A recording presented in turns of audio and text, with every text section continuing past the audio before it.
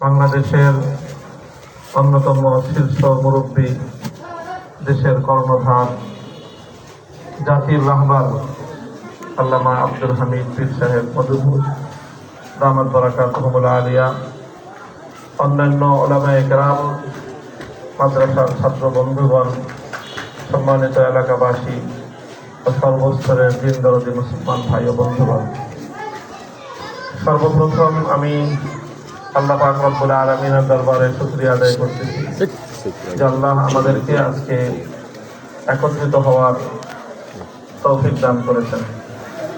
দ্বিতীয়ত আমি আপনাদের শুকরিয়া আদায় করতেছি জামিয়া কর্তৃপক্ষের এবং হযরত মধুপুর পীর সাহেব হুজুরের আওলাদ এবং সাহেবজাদাদের প্রশংসা এবং তাদের শুকরিয়া আদায় করতেছি যে আজকে তারা আমাকে এখানে দাওয়াত দিয়ে এবং আমাকে হযরতের সাথে সাক্ষাতের সুযোগ করে দিয়ে আমার উপর ইহসান করেছেন এবং আমাকে সম্মানিত করেছেন।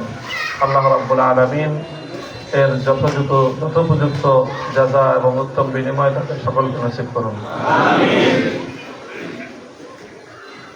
আমি কারামুক্ত হয়েছি আপনাদের দোয়ায় মে মাসের 3 তারিখ শুক্রবার দিন।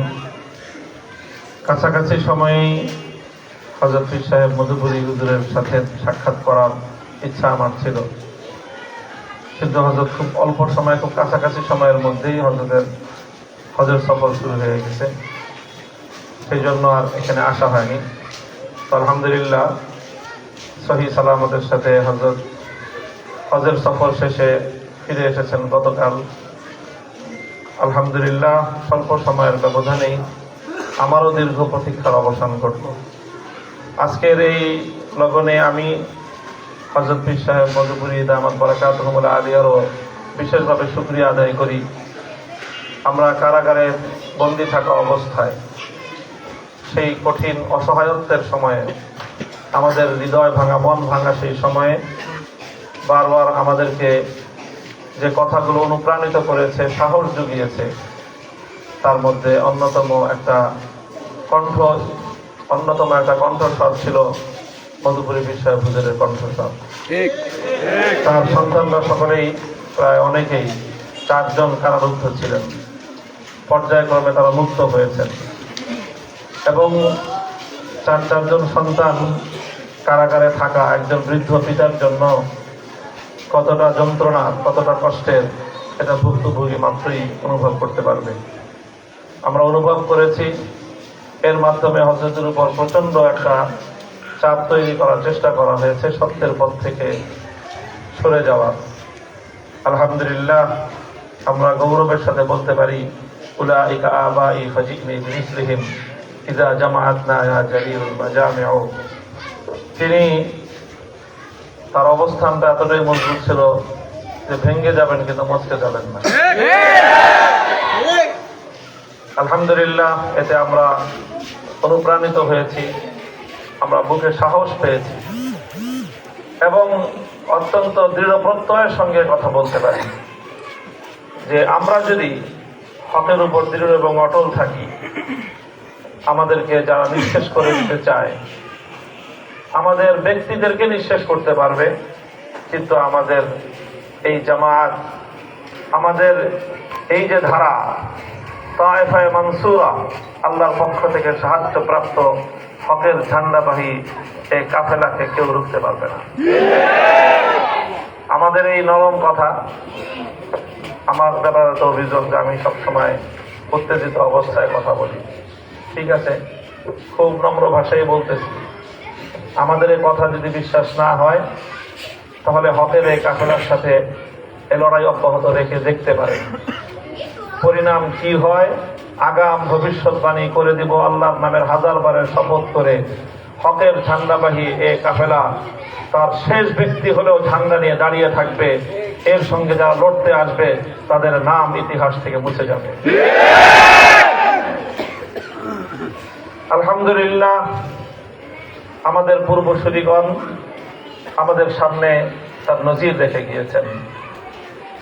আল্লাহর দ্বীনের জন্য, দ্বীনের কথা বলতে গিয়ে, হকের কথা বলতে গিয়ে মুসলমানদের স্বার্থের কথা বলতে গিয়ে উম্মতে মুসলিমার বিপদগ্রস্ত, মজলুম, নির্যাতিত, নিপীড়িত জনপদের সে সকল মুসলমান নারী পুরুষ, দুগ্ধপোষ্য শিশুদের মজলুমিয়তের কথা বলতে গিয়ে সর্বোপরি বিশেষভাবে আল্লাহ রসুল সাল্লাল্লাহু আলাইহি ওয়াসাল্লামের ইজ্জত, নামুসের রিসালাতের কথা বলতে গিয়ে যদি মজলুমিয়ত সামনে আসে, নিপীড়নের স্টিম রোলারের যদি পিষ্ট হতে হয়, জুলুম যদি বরদাস্ত করতে হয়, শুধু কারাবরণ নয়, এর চেয়েও আরো বড় মূল্য যদি দিতে হয়, জীবনের শেষ রক্তবিন্দু যদি দিতে হয়, আমরা বিশ্বাস করি আল্লাহ, আল্লাহর রসুল, উম্মার স্বার্থে জীবন দেওয়ার নামই জীবনের সার্থকতা।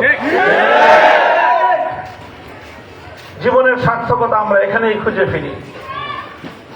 কাজেই আমাদের সৈয়দপুর মাদ্রাসা মোহতামিম সাহেব হুজুর তিনি বলেছেন যে আমার জীবনের 3টা বছর মূল্যবান সময় নষ্ট হয়েছে।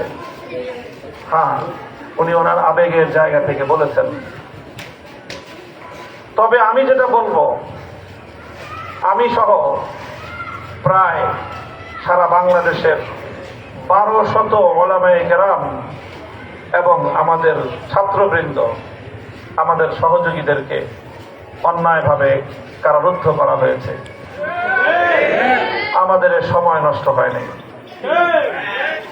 আমাদের সময় নষ্ট হয়নি। আমরা যদি আমাদের পরবর্তী প্রজন্মের সামনে এই ত্যাগ এবং কোরবানিকে অনুসরণীয় দৃষ্টান্ত হিসেবে উপস্থাপন করতে পারি, তাহলে আমরা মনে করব যে আমাদের এই কারাবরণ এটাই আগামী দিনে বিপ্লবের জন্য, আগামী দিনের এই জমিনে আল্লাহর দ্বীনকে বিজয়ী করবার জন্য একটা মাইল ফলক হিসেবে কাজ করবে। আজ আমরা অনেকটা বিলাসিতায় গা ভাসিয়ে দিতে অভ্যস্ত হয়ে পড়েছি। সাধারণ মুসলমানরা তো আছি, এমনকি ইসলামের ধারক বাহক ওয়ারাসাতুল আম্বিয়া উলামায়ে কেরাম, আমরাও শুধুমাত্র নিরাপদ দ্বীনী খেদমতের ক্ষেত্র সন্ধান করি। আমাদের এই জায়গাটা থেকে বের হয়ে আসতে হবে। বিশ্বাস করি আমরা যে আল্লাহর দ্বীনের জন্য ত্যাগ এবং কোরবানি পেশ করার মাধ্যমেই 1000 বছরে ইসলামের বিজয়ের সকল ইতিহাসগুলো সূচিত হয়েছে। আগামী দিনেও শুধুমাত্র ভোগ বিলাসিতা, আরাম আয়েশ আর নিরাপদ পরিবেশের দ্বীনী খেদমত নয়, বরং প্রয়োজনের ক্ষেত্রে নিজেদের ত্যাগ এবং কোরবানির নজরানা পেশ করেই নিজেদের সন্তানদের সামনে ইসলামের এবং দ্বীনের জন্য খেদমতের উসওয়া এবং আদর্শ আমাদেরকে প্রতিষ্ঠা করতে হবে। আমাদের পূর্বপুরুষরা সেটাই করে গিয়েছেন। দারুল উলুম দেওবন্দ প্রতিষ্ঠিত হয়েছিল, আমরা এই জমিনে দারুল উলুম দেওবন্দের প্রতিনিধিত্ব করি। আমরা সগৌরবে দারুল উলুম দেওবন্দের নাম উচ্চারণ করি, কিন্তু দারুল উলুম দেওবন্দের ইতিহাস কি, দেওবন্দের শিক্ষা কি ছিল? দারুল উলুম দেওবন্দের প্রথম সন্তান শাইখুল হিন্দ মাহমুদ হাসান দেওবন্দি রহমতুল্লাহ আলাইহি নিজের জীবনের সংক্ষিপ্ত বিবরণ দিতে গিয়ে বলেছিলেন, আধি জিন্দেগি জেল মে, আধি জিন্দেগি রেল মে। জীবনের অর্ধেকটা সময় কেটেছে জেলখানায়, জীবনের বাকি অর্ধেকটা সময় কেটেছে আল্লাহর দ্বীনের জন্য এক জায়গা থেকে আরেক জায়গায় সফরের পর সফর করতে থাকতে। কাজেই এই তো হলো আমাদের পূর্বপুরুষদের ইতিহাস। শাইখুল হিন্দ আমাদের পূর্বপুরুষ শাইখুল ইসলাম হুসাইন আহমদ মাদানী রহমতুল্লাহ আলাইহি বারবার কারাবরণ করেছেন। তিনি কারাবরণের সময়কে দারুল উলুম দেওবন্দের মসনদে হাদিসে বসে বুখারীর দর্শ দেওয়ার চেয়ে কারাগারের অন্ধকার কুঠুরিতে বসে আল্লাহর সঙ্গে সম্পর্ক করার সেই সময়টাকে দর্শে হাদিসের চেয়ে কম মূল্যবান মনে করেন। এটাই আমাদের ইতিহাস। শাইখুল হিন্দ আমাদের পূর্বপুরুষ, শাইখুল ইসলাম মাদানী আমাদের পূর্বপুরুষ। আমরা সেই চেতনা আজও ধারণ করি, বিশ্বাস করি দর্শে হাদিসে বসে কাল আল্লাহ এবং কাল রাসূলের মাধ্যমে আমি আমার পরবর্তী সন্তানদেরকে যেই চেতনায় উদ্বুদ্ধ করব, যদি প্রয়োজনে আল্লাহর জন্য, আল্লাহর দ্বীনের জন্য, আল্লাহর পয়গম্বরের ইজ্জতের হেফাজতের জন্য যদি আমি কারাবরণকে, কারা নির্যাতনকে সহাস্যে আমি মসনদে হাদিসে বসার কোনো অধিকার আমার নাই, কোনো অধিকার আমার নাই। শুধুমাত্র হাদিসের মসনদে বসা বিরাসতে পয়গম্বরের নববী বিরাসতের সুযোগ সুবিধা, মানুষের সম্মান, ফুলের মালা, ফুলের তোড়া, লাল গালিচার সংবর্ধনা, আর মাঝে মাঝে হাদিয়া তোহফা আর সালাম গ্রহণ করলাম। আর দিনের নবীর মতো করে উহুদের ময়দানে, তায়েফের ময়দানে রক্ত দেওয়ার প্রয়োজন হলে আমি থাকলাম না। আমি মনে করি এই যদি হয় আমাদের অবস্থা, তাহলে আমরা সত্যিকার ওয়ারিসে নবী হিসাবে নিজেদেরকে পরিচয় দিতে ব্যর্থ হব।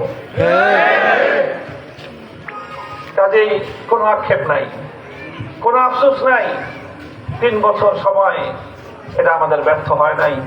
আমি মনে করি আমাদের এই 3 বছর আমাদের আগামী সন্তানদের জন্য একটা পথ প্রদর্শনের কাজ করবে। 3000 সন্তান জন্ম নিবে, আল্লাহ নবীর ইজ্জত নিয়ে ছিনিমিনি খেলা হবে।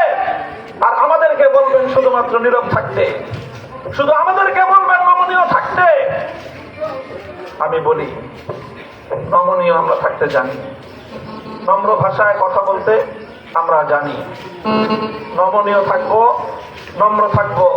কিন্তু মনে রাখবেন, আল্লাহর পয়গম্বরের ইজ্জত নিয়ে ছিনিমিনি খেলা হলে, আল্লাহর পয়গম্বরের ইজ্জত নিয়ে যারা ছিনিমিনি খেলবে, সেই শাতিমে রাসূলকে আল্লাহর জমিনে এক মুহূর্তের জন্য আমরা বরদাস্ত করতে পারবো না। জীবন থাকবে কি থাকবে না, কারাগারের ভিতরে থাকতে হবে না বাইরে থাকতে হবে, এই সব কিছুর চেয়েও আমাদের কাছে বড় প্রশ্ন হলো, আমার এই জন্মভূমিতে আমার নবীর ইজ্জতের ঠান্ডা সমুন্নত থাকবে কি থাকবে না। আমার নবীর ইজ্জতের ঠান্ডা যদি ভুলুণ্ঠিত হয়ে যায়, তাহলে নবীর ইজ্জতের ঠান্ডা ভুলুণ্ঠিত হওয়া আমাদের মাথার টুপি নয়, আমার ঘাট থেকে মাথার কল্লা কেটে জমিনে পড়ে যাওয়া এর চেয়ে অনেক ভালো, এর চেয়ে অনেক শ্রেয়। নবীর ইজ্জতের ঠান্ডা যদি সমুন্নত রাখতে না পারি, লক্ষ লক্ষ আলেম, লক্ষ লক্ষ নবীর নাম লেনেওয়ালা উম্মত, এই জীবন আমাদের মিছা এবং বৃথা জীবন হিসেবে পরিণত হবে। কাজেই আমাদেরকে নমনীয় থাকতে বলবেন, নবীর দুশমনদেরকে প্রশ্রয় দিবেন। এটা যদি হয়, তাহলে এই দেশকে আমরা শত বলেও শান্ত রাখতে পারবো না, এবং আমরা সে কথা বলবো না।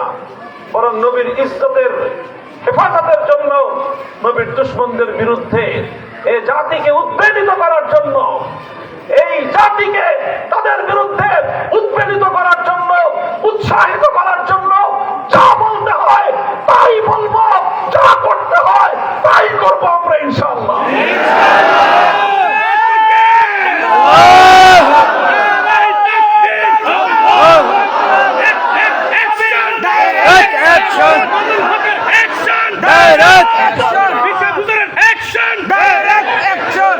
আমাদের নিকটবর্তী আকাবির যাদেরকে আমরা দেখেছি, শাইখুল হাদিস আল্লামা আজিজুল হক রাহমাতুল্লাহি আলাইহি, তিনি কারাবরণ করেছেন। আমাদের পূর্বপুরুষ মুফতি ফজলুল হক আমিনী রাহমাতুল্লাহি আলাইহি কারাবরণ করেছেন। আমাদের পূর্বপুরুষ আল্লামা জুনায়েদ বাবু নগরী রহমতুল্লাহি আলাইহি কারাবরণ করেছেন। তারা আমাদের জন্য উত্তম নমুনা রেখে গিয়েছেন। আমরা দিনের জন্য আল্লাহর কাছে আফিয়াতের দোয়া করি, নিজেরা নিরাপদে থাকতে চাই, দেশ জাতি সরকার সবাইকে নিরাপদে রাখতে চাই। কিন্তু যখনই আল্লাহ এবং তার রাসূলের ইজ্জতের প্রশ্ন আসবে, তখন মনে রাখবেন, কোন নসিহত, কোন আইন, কোন আদালত আমাদেরকে শান্ত রাখতে পারবে না।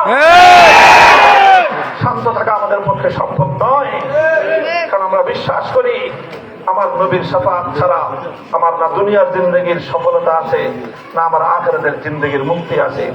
কাজে সেটার জন্য যা করতে আমরা তাই করব।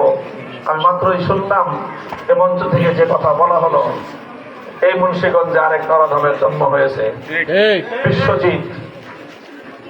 এই ধরনের বারবার তৌহিদি জনতাকে উস্কে দিয়ে দেশের ধর্মীয় সম্প্রীতি নষ্ট করে সাম্প্রদায়িকতার বিষ বাষ্প ছড়ায় কারা, তাদের বিরুদ্ধে যদি ব্যবস্থা গ্রহণ না করেন, তাহলে এক মামুনুল হককে বন্দি রাখতে পারবেন, কিন্তু মনে রাখেন নবীর লক্ষ কোটি প্রাণপ্রিয় আশিকে রাসূল উম্মতদেরকে শান্ত রাখতে পারবেন না। আল্লাহ পাক রব্বুল আলামিন আমাদের দেশের দায়িত্বশীলদেরকে সুমতি দান করুন। দেশটা যেন ভালো থাকে, শান্তিময় থাকে, দেশে যেন আমরা ইসলামের গৌরব নিয়ে বাঁচতে পারি। আমাদের কথা একটাই, ক্ষমতার মসনদ হালুয়া রুটি নিয়ে আমাদের কোনো টানা হেঁচড়া নেই। আমরা চাই ইসলাম নিয়ে বাঁচবো, ইসলাম নিয়ে মাথা উঁচু করে বাঁচবো। শুধু এতিমখানায় থাকবো না আমরা, শুধু এতিমখানা, মাজার শরীফ আর মসজিদ শরীফ না, আমরা রাষ্ট্র এবং সমাজের সর্বত্র ইসলাম নিয়ে মাথা উঁচু করে গৌরবের সঙ্গে দেশে, রাষ্ট্রে, সমাজে আমরা বসবাস করতে চাই। আমার এই কথাই আমি আলোচনা শেষ করব। ভাড়াটিয়া হিসেবে থাকবো না। এই মাটি আজাদ করতে, এ মাটি মুক্ত এবং স্বাধীন করতে যেই পরিমাণ রক্ত আমার বাপ-দাদারা দিয়েছে, আমাদের পূর্বপুরুষরা দিয়েছে, ইতিহাস আলো, আমরা দেখিয়ে দেব চোখে আঙ্গুল দিয়ে। আর কোন সম্প্রদায়ের পূর্বপুরুষদের এত ত্যাগ এবং কোরবানি নেই এ দেশটাকে মুক্ত এবং স্বাধীন করার জন্য। হাজী শরীয়তুল্লাহ আমাদের পূর্বপুরুষ, মীর নেসার আলী ওরফে তিতু মীর আমাদের পূর্বপুরুষ, কাসেম নানুতুবি আমাদের পূর্বপুরুষ, হাফেজ জামিন শহীদ আমাদের পূর্বপুরুষ, সৈয়দ আহমদ শহীদ আমাদের পূর্বপুরুষ, শাহ ইসমাইল শহীদ আমাদের পূর্বপুরুষ। এভাবে লাখো প্রাণের রক্তের বিনিময়ে এ মাটি অর্জন করা হয়েছে ভাড়াটিয়া হিসেবে থাকার জন্য না। থাকলে মালিকানার সূত্রে থাকবো, মালিকানা হিসেবে যদি দখল ধরতে না পারি, শাহাদাতের রক্ত দিব, কিন্তু মাথা নোয়াতে পারবো না। আমার পরবর্তী আমার অনুজদেরকে বলবো, হিম্মত দিয়ে থাকো, ইনশাআল্লাহ। আল্লাহর ওয়াদা আছে, ভয় কিসের? লা তাযালু তাইফাতুম মিন উম্মতি মানসুরিনা আলাল হক লা ইয়াদুররুহুম মান খাযালাহুম আও ক্বালা মান খালাফাহুম হাত্তা ইয়াতি আমরুল্লাহ। আল্লাহর দ্বীনের ঝান্ডা নিয়ে একদল থাকবে, তাদেরকে অনেকে লাঞ্ছিত করার চেষ্টা করবে, তাদেরকে অনেকে বিরোধিতা করবে। আল্লাহ নবীর ওয়াদা রয়েছে, তাদের কোনো ক্ষতি করতে পারবে না। কিয়ামত পর্যন্ত আল্লাহর সাহায্য প্রাপ্ত এই দল মাথা উঁচু করে বুক ফুলিয়ে পৃথিবীর জমিনে বিচরণ করবে। আল্লাহ পাক রব্বুল আলামিন আমাদেরকে তৌফিক দান করুন। আমাদের আকাবিরিনদের একে একে প্রায় সকলের বিদায়ের পর বাকিয়াতুস সালাফ যারা রয়ে গেছেন, হযরত পীর সাহেব হুজুর মধুপুর দামাত বারাকাতুহুম আলিয়া তাদের অন্যতম। আমি আমার পক্ষ থেকে আপনাদের সকলের কাছে দোয়া চাই। আপনাদের যখনই মনে পড়বে হযরতের সিহাতের জন্য, দীর্ঘ নেক হায়াতের জন্য সকলে দোয়া করবেন। আমাদের অন্যান্য বুজুর্গানে দ্বীন যারা এখনো হায়াতে আছেন তাদের সকলের জন্য দোয়া করবেন। আল্লামা আহমদ শফি রহমতুল্লাহ আলাইহি সহ আমাদের আল্লামা আহমদ শফি রহমতুল্লাহ আলাইহি, আল্লামা জুনায়েদ বাবুনগরী রহমতুল্লাহ আলাইহি সহ আল্লামা নুরুল ইসলাম রহমতুল্লাহ আলাইহি, আল্লামা নূর হোসেন কাসেমি রাহিমাহুল্লাহ, এই সহ নিকটতম সময় আমরা যে সকল মুরব্বীদেরকে হারিয়েছি, আল্লাহ যেন তাদের শূন্যতা পূরণ করার ব্যবস্থা করে দেন।